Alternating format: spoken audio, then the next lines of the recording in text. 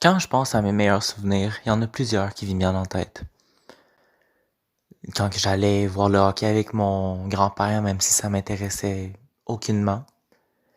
Quand j'ai auditionné pour la voix junior. Quand j'ai eu mon premier match d'improvisation.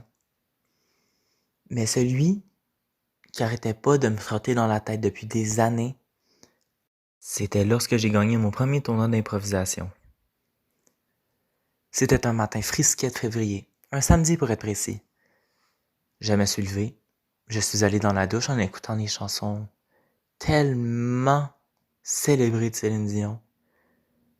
Et je savais que la journée s'annonçait belle pour une bonne journée d'improvisation. Je me suis rendu au cégep de Saint-Jean-sur-Richelieu, où se tenait la Coupe du très grand verglas. C'était un tournoi unique. Il n'y avait aucun juge. C'était le public qui votait entièrement.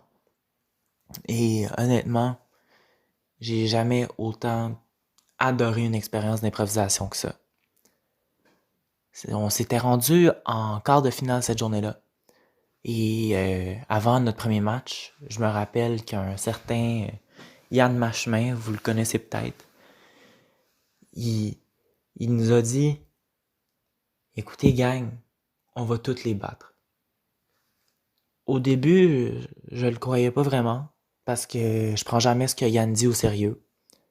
Mais après quelques matchs qu'on gagnait, j'ai commencé à le croire. Puis pas une petite croyance, là, une grosse croyance. Jusqu'à temps qu'on se rende en finale. J'étais sous le choc. J'étais jamais allé en finale, je pensais jamais m'y rendre. J'avais de l'adrénaline à côté. J'ai jamais eu ce sentiment-là de toute ma vie. Je savais que c'était le moment pour me démarquer. Et c'est ce que j'ai essayé de faire.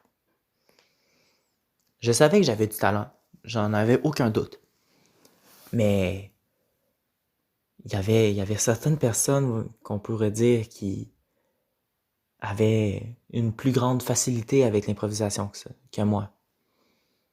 Mais je me suis débrouillé bien. Je me suis bien débrouillé.